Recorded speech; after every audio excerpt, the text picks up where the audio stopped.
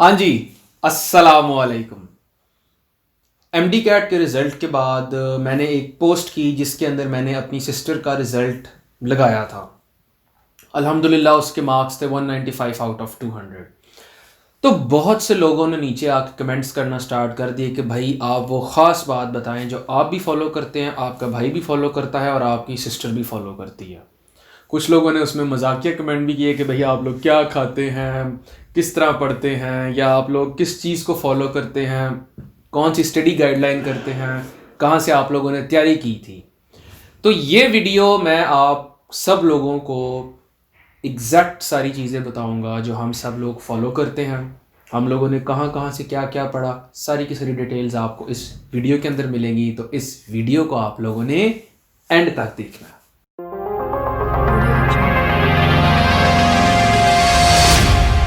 Audio Jungle. अब बात कर लेते हैं कि हम लोगों ने कहाँ कहाँ से एजुकेशन हासिल की। मेरा और तलहा का बैकग्राउंड है ओ लेवल्स का।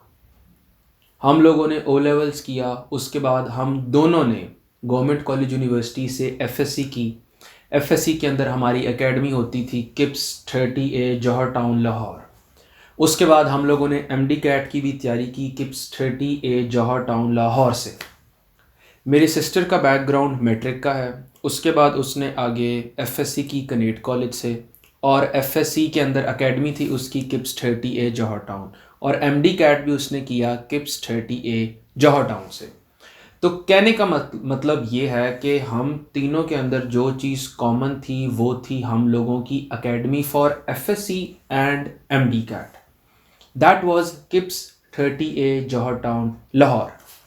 मैं किसी एकेडमी को या किसी कैंपस को प्रमोट नहीं कर रहा, मैं सिर्फ ये बताना चाह रहा हूँ कि हम तीनों ने कहाँ से पढ़ाई की। उसके बाद फिर मैंने एक एनालिसिस बिल्ड किया कि भाई वो क्या वजह है जो मैंने भी फॉलो की, मेरे भाई ने भी फॉलो की, मेरी बहन ने भी फॉलो की, और वो मैं आप सब लोगों के साथ शेयर करूं ताकि आप लोगों को अंदाज़ा हो कि किस तरह इंसान पढ़ाई के साथ साथ कौन सी चीज़ें फॉलो करे तो उसका भी दाखिला किंग एडवर्ड में या जहाँ पर भी वो जिस चीज़ के लिए भी एम करता है उस जगह पर उसका दाखिला हो सकता है। मैंने ये एनालाइज किया कि दो चीज़ों पे आप लोगों की पढ़ाई कंसिस्ट करती है, मतलब ये पढ़ाई है, इसके दो पिलर्स हैं। सबसे पहला पिलर है अल्लाह की ज़ात का साथ होना। इसका मतलब ये है कि इंसान का अल्लाह की ज़ात पे पूरी तरह से बिलीव होना चाहिए।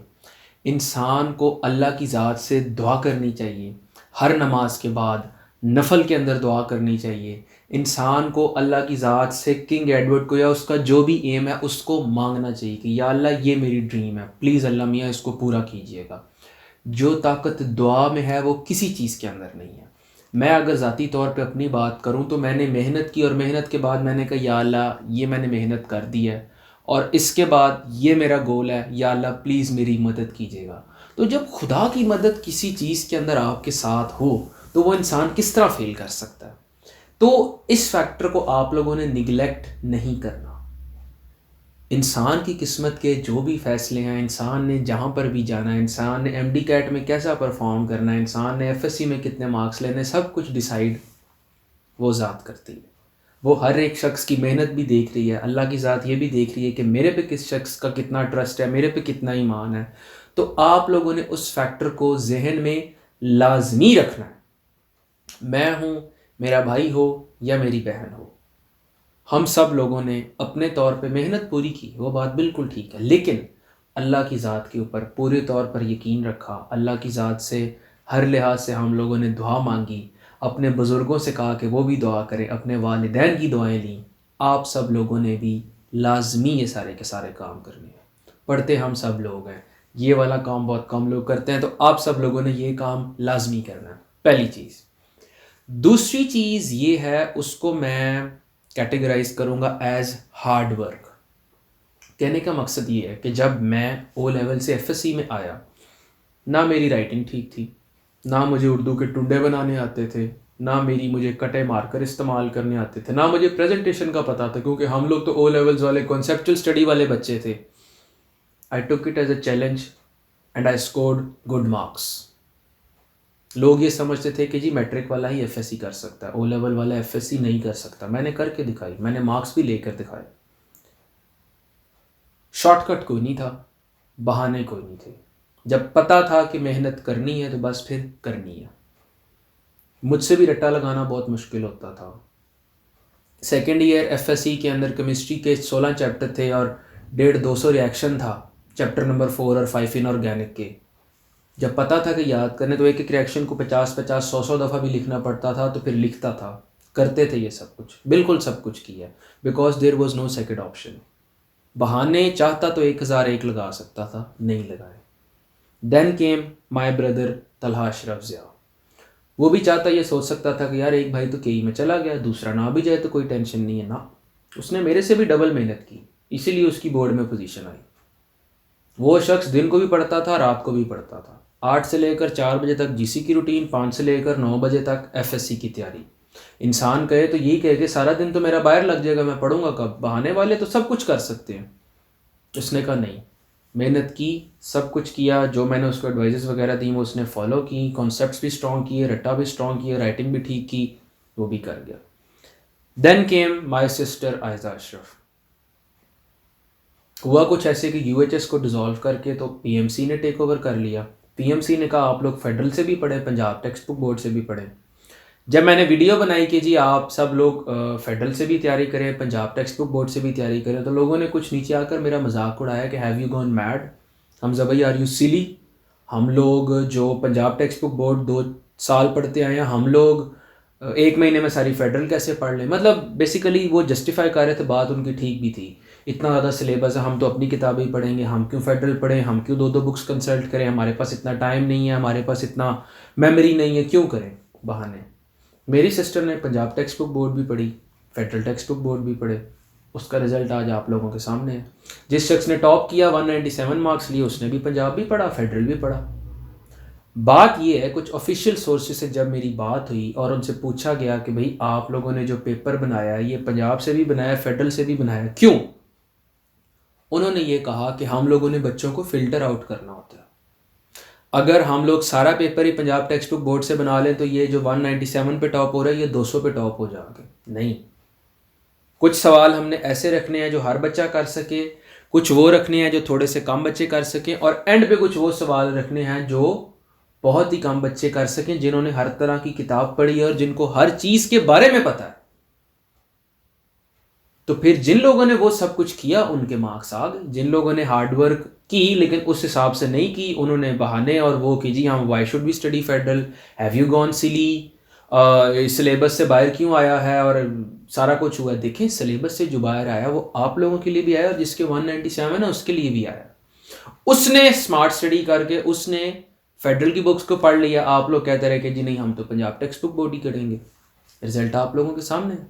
تو کہنے کا مقصد یہ ہے, جو لوگ بھی ویڈیو دیکھ رہے ہیں, اللہ کی ذات پہ ٹرسٹ اور ہارڈ ورک, یہ دونوں کے دونوں کام آپ لوگوں نے کرنے ہیں.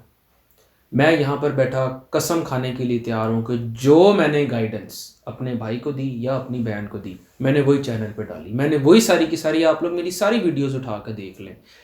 پیپر کے دوران کون سے ایرر ہو سکتے ہیں, پیپر کے بعد کون سے ہو سکتے ہیں, پیپر سے پہلے کیا پرابلمز ہو سکتے ہیں, سلیبس سارا کا سارا کیسے کرنا ہے, فیڈرل کو کیسے تیار کرنا ہے. میں نے آپ کو ایک ایک چیز بتائی. جن لوگوں نے بہت زیادہ اس پہ محنت سے کام کیا ان کے 194-195 مارکس بھی آئے. اب جن لوگوں نے مجھے کہا کہ ہیو یو گون میڈ, ریکنڈکٹ کی آواز اٹھائیں, پیپر جو ہے دوبارہ ہونا چاہیے, سلیبس سے باہر ایم سی کیوز آئے ہیں, فیڈرل ہم لوگ کیوں پڑھیں, ہم لوگ تو پنجاب پڑھیں گے, ہم لوگ سندھ پڑھیں گے, ہم لوگ کیوں پڑھیں سارا کچھ. وہ لوگ بھی پھر آپ لوگوں کے سامنے ہی ہیں جن لوگوں نے یہ سب کچھ کیا. تو بیسیکلی جو بھی اپروچ ہے وہ ڈیسائیڈ آپ لوگوں نے خود کرنی ہے. بتا میں نے آپ کو دیا ہے. اسی جس اکیڈمی کے اندر ہم پڑھ رہے ہیں اس کے اندر بہت سے بچوں کا داخلہ نہیں بھی ہوتا, بہت سے بچوں کا داخلہ ہو بھی جاتا ہے. It all depends on your approach. آپ لوگوں کے پاس کوئی ایکسکیوز نہ ہو, آپ لوگوں کو ہو کہ اگر ہم نے کرنا ہے تو ہم نے ڈٹرمنڈ ہو کے کرنا ہے, پھر چاہے پنجاب پڑھنا پڑے, فیڈرل پڑھنا پڑے, جو مرضی کرنا پڑے, جب کرنا ہے تو پھر کرنا ہے. یہ چیزیں تھیں, یہی کچھ چیزیں تھیں. میری کوشش یہی ہوتی ہے کہ میں آپ سب لوگوں کے لیے بہترین قسم کا مٹیریل لے کر آؤں. میں جب اپنی تیاری کر رہا تھا میرے پاس کوئی ایکسیس نہیں تھی کسی ٹاپر کے پیپرز, کسی ایم ڈی کیٹ والے کی گائیڈنس، کوئی اس طرح کر کے ایک چیز بتا رہا، ایسا کچھ بھی نہیں دیا. تو میری کوشش یہ تھی کہ جس طرح میں اپنی بہن کو گائیڈ کروں اسی طرح آپ سب لوگوں کو گائیڈ کروں. اب یہ ڈپینڈ کرتا ہے آپ لوگوں کی اپروچ پہ کہ آپ لوگ اس کو کس طرح لیتے ہو. اگر ہم لوگ ایکسکیوزز ڈھونڈیں تو آپ اور میں آ کے بیٹھ کے 2 گھنٹے اس معاملے پر بات کرتے رہیں. باہر سے کیوں آئے سوال 14 سوال باہر سے کیوں تھے، پی ایم سی نے کیوں ٹیک اوور کیا، ہماری زندگیوں کے ساتھ عذاب بن گیا ہے، ہم سے سلیبس نہیں ریوائز ہو رہا، 1 مہینے میں کس طرح بکس پڑھیں، فیڈرل کی کیوں پڑھیں، ریوائز ہم لوگ کس طرح کریں، اسٹریس بہت زیادہ ہو رہی ہے، ڈریگ بہت زیادہ ہو گیا ہے، کرونا کی بہت ٹینشن ہے، موٹیویشن نہیں ملتی، نیند بہت آتی ہے، پڑھنے کا دل نہیں کرتا، میرٹ بہت زیادہ ہائی ہے، ہمارا شاید نہ ہو، ہم لوگوں سے نہیں ہوگا. 1001 پرابلم ہم لوگ ڈسکس کر سکتے ہیں. جس نے کرنا ہے ہارڈ ورک اس نے کرنی ہے، اس کے لیے ایکسکیوز کو نہیں ہے. جن لوگوں نے بھی یہ سب کچھ کیا وہ لوگ ہوئے. تو مس ویڈیو کا مقصد صرف یہ ہے کہ میں آپ لوگوں کو کلیریفائی کر دوں کہ دیر از نو شارٹ کٹ. ایسے نہیں ہو سکتا کہ میں کوئی یار مجھے اتنے پیسے دو میں آپ کا داخلہ کروا دوں گا. نو، دیر از نو سچ وے. اللہ کی ذات پہ بھروسہ اور محنت آپ لوگوں کو کرنی ہے. جو شخص بھی یہ کام کرے گا انشاءاللہ آپ لوگوں کا داخلہ ہوگا. باقی پرفیکٹ قسم کی گائیڈنس پرووائڈ کرنا وہ ہمارا کام ہے، فالو کرنا آپ کا کام ہے. دعاؤں میں یاد رکھیے گا. کوئی بھی مسئلہ ہو تو آپ لوگ ضرور کمنٹس میں میرے سے پوچھ سکتے ہیں. اللہ حافظ.